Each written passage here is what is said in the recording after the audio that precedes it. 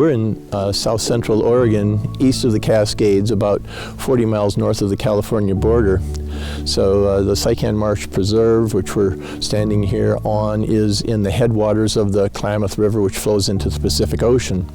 This is an area that is the ancestral land of the Klamath tribes, Klamath, Modoc, and Yahuskan people. So until 1954, the tribes, this was part of their reservation, up until the point of termination, when it then became the Wainema National Forest. This area is now the Fremont Wainema National Forest. Historically, when the Klamath tribal people managed these lands, they would have done so with the one tool on the landscape that they could use that would make a big impact, and that would have been with fire. So a lot of the plants they eat and the animals that come in to forage and live within these areas also would have relied on similar vegetation to sustain their lifestyle, their lives as well.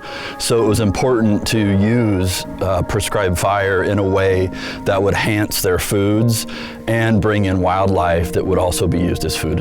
The forests here were predominantly ponderosa pine. Over 80% of these stands were what we would call old or very old trees, over 150 years of age.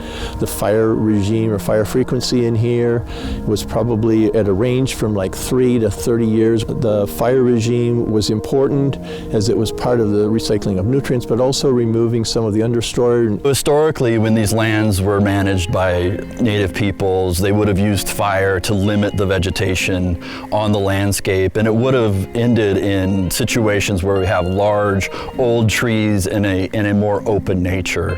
And since that time, and fire's been taken off the landscape, we've seen a lot more overcrowding of different species of trees in addition to ponderosa pine that is having an effect not only on those old trees, but a lot of the ground vegetation and the health of the rest of the forest. With fire being removed, areas that would have had fire removing the lodgepole pine in some places, now lodgepole is encroaching. In the upper elevations, white fir is now moving into those areas. Even juniper has moved into lower elevations into hundreds of thousands of acres of juniper that would not have been here had we continued to use fire. So the climate has been changing. So the problems we've been seeing up to this point are having that negative effect on the health of our forests, but now they're being worsened by the warming temperatures and the droughts that we're seeing more persistently because of the changing climate. The Klamath tribes had a master participating agreement, master stewardship agreement with the U.S. Forest Service with a supplemental project agreement for the Big Coyote Fuels Reduction Project. So the tribes were basically developed the prescriptions for the treatments. They wrote the burn plans with the Nature Conservancy and hired the contractors to implement the treatments here.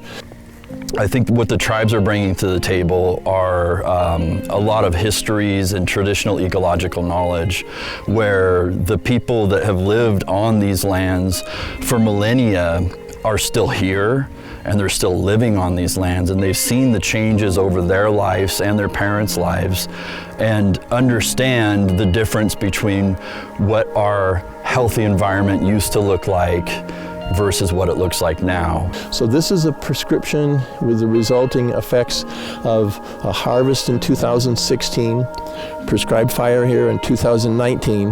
The bootleg fire started probably about 15 miles south and a little bit west from where we're standing today. And as that fire moved across the landscape, it burned over 440,000 acres. It's the third largest fire in Oregon history since 1900. But taking that into context, in 1918, this area had almost a 500,000 acre burn at that time. In that burn, less than 8% of it was high severity. The most of it was low severity. With the bootleg fire, over 60% was high severity and less than 10% low severity.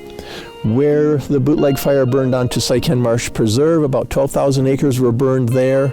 Less than 1,000 acres of that was high severity.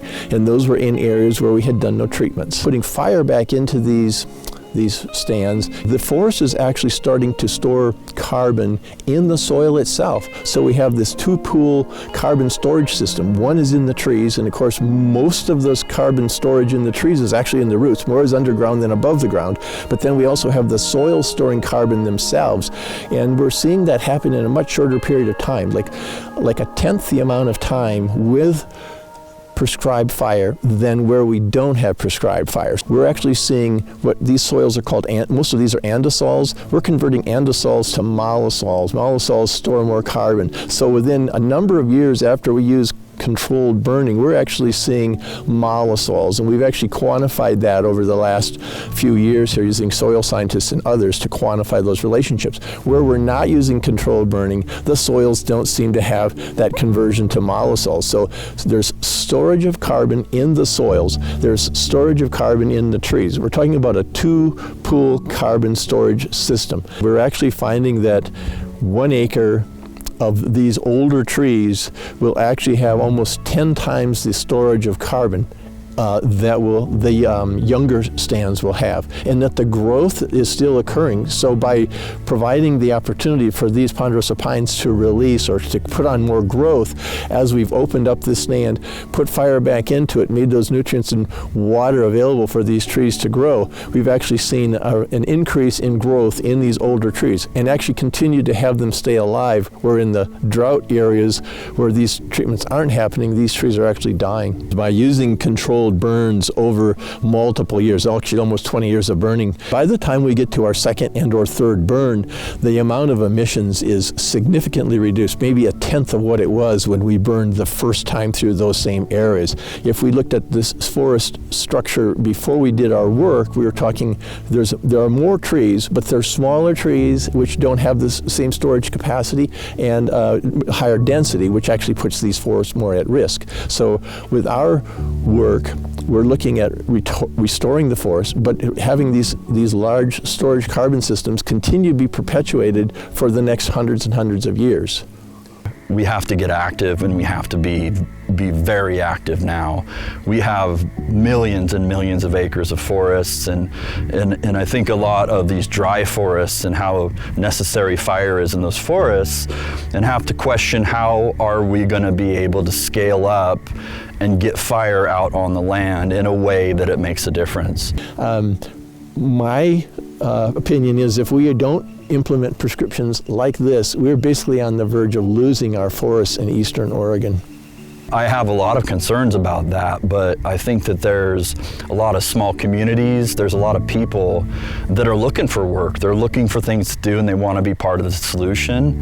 And I think if we are able to bring those people to the forefront, to get active, to get out on the land, then we'll be able to protect these lands into the future.